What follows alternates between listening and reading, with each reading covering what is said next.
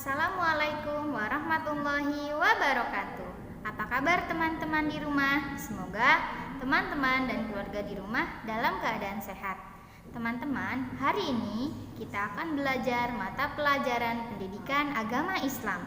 Yang akan kita bahas hari ini adalah makna kandungan surah At-Tin. Surah At-Tin mengandung pesan-pesan yang penting bagi manusia. Manusia adalah makhluk Allah yang paling sempurna bentuknya. Allah mengingatkan bahwa banyak manusia menjadi makhluk hina karena perilaku mereka yang tercela. Allah hanya akan memberikan pahala kepada orang beriman dan berbuat baik. Marilah kita pahami arti dan makna setiap ayatnya. Ayat pertama, Wattini wazzaitun, artinya demi buah tin dan buah zaitun. Ayat ini menjelaskan bahwa Allah Subhanahu wa Ta'ala bersumpah dengan buah tin dan buah zaitun. Sumpah ini menunjukkan kesungguhan Allah Subhanahu wa Ta'ala dalam memberikan peringatan kepada manusia. Ayat ini ditunjukkan kepada bangsa Arab ketika itu.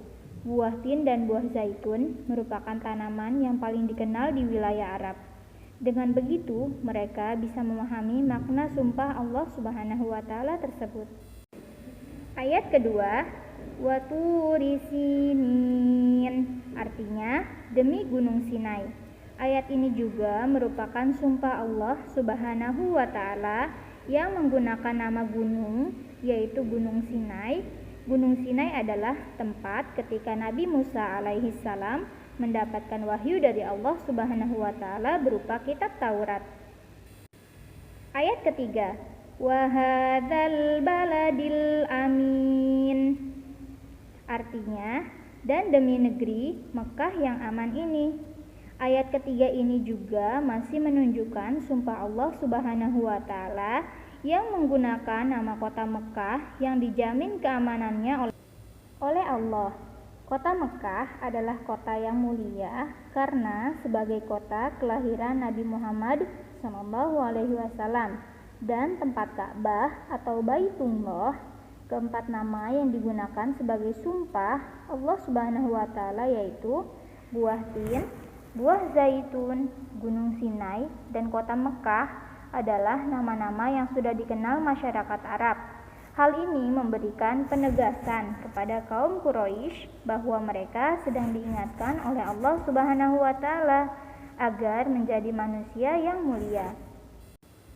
Ayat keempat, laqad khalaqnal insana fi ahsani taqwim, artinya sungguh kami telah menciptakan manusia dalam bentuk yang sebaik-baiknya.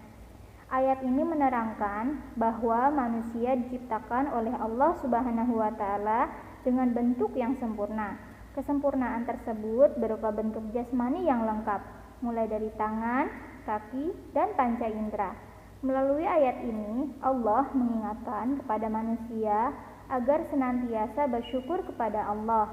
Bentuk tubuh yang sempurna harus disyukuri dengan cara menggunakannya untuk kebaikan. Ayat kelima, Tsumma radadnahu asfala safilin, artinya kemudian kami kembalikan dia ke tempat yang serendah-rendahnya. Ayat ini merupakan peringatan dari Allah. Meskipun manusia memiliki bentuk yang sempurna, dia dapat menjadi makhluk yang sangat rendah. Manusia yang tidak menyadari kesempurnaannya sebagai makhluk akan mudah dipengaruhi oleh hawa nafsunya yang menyebabkan ia berbuat maksiat. Kemaksiatan itulah yang menyebabkan manusia jatuh dalam kehinaan.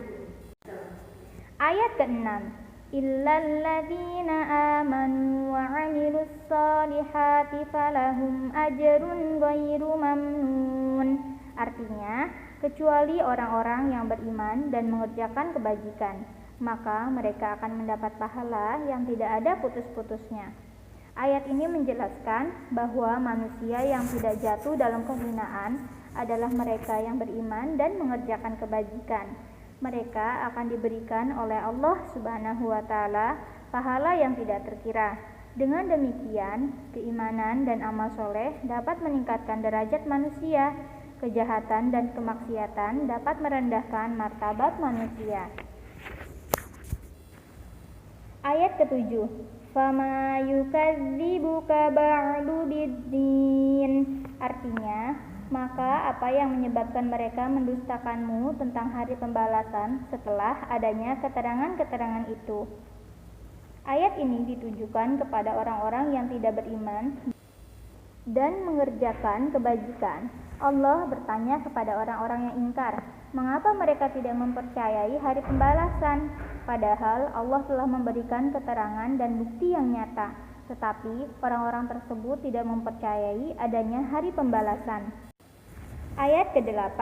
Alaihissallahu biahkamil hakimin. Artinya, bukankah Allah hakim yang paling adil?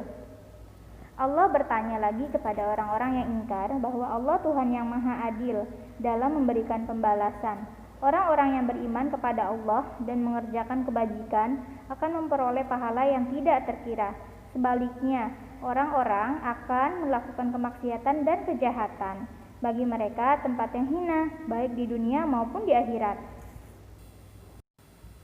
Berdasarkan arti surah Atin yang sudah Bunda Neneng sebutkan, kandungan maknanya dapat disimpulkan sebagai berikut. 1. Manusia adalah makhluk Allah yang paling sempurna karena memiliki bentuk jasmani yang terbaik.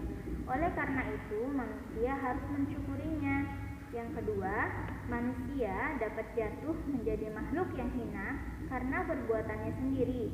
Jika manusia memperturutkan hawa nafsunya, dia akan menjadi manusia yang rendah martabatnya. Yang ketiga, Allah memuliakan dan memberikan pahala yang berlipat ganda pada orang-orang yang beriman dan mengerjakan kebajikan. Yang keempat, orang-orang yang tidak mempercayai atau mendustakan Allah, mereka akan mendapatkan pembalasan pada hari kiamat.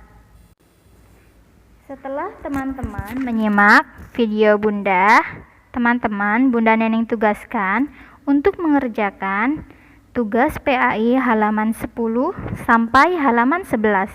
Yang teman-teman kerjakan adalah bagian A, B, C, dan D.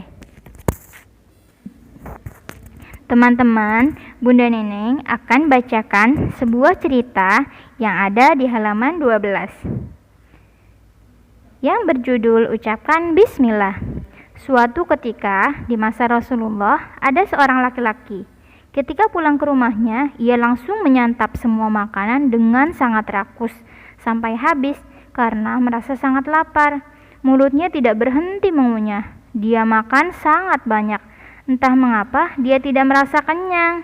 Setiap kali selesai menghabiskan makanan di satu piring, dia beralih ke piring yang lain.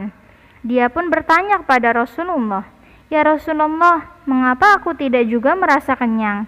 Padahal aku sudah makan sebanyak ini." Rasulullah melihatnya, lalu balik bertanya kepadanya, "Apakah kau sudah berdoa?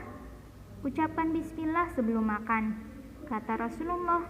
Orang itu pun tertegun karena yang diucapkan Rasulullah adalah benar. Rasulullah bersabda, "Bacalah bismillah sebelum makan. Allah Subhanahu wa Ta'ala akan memberkahi makanan kalian. Lalu makanlah dengan menggunakan tangan kananmu." Selain itu, Rasulullah Shallallahu Alaihi Wasallam juga memberikan contoh agar makan dari sisi yang ada di hadapan beliau, yaitu sisi yang paling dekat dengan tubuh. Lalu sedikit demi sedikit menghabiskan ke sisi yang jauh dari luar tubuh. Ayo, siapa yang makannya suka pakai tangan kiri? Dan siapa yang kalau makan gak baca bismillah? Nah, mulai sekarang teman-teman harus mengikuti apa yang dianjurkan Rasulullah agar makanan yang kalian makan selalu diberkahi. Terima kasih. Assalamualaikum warahmatullahi wabarakatuh.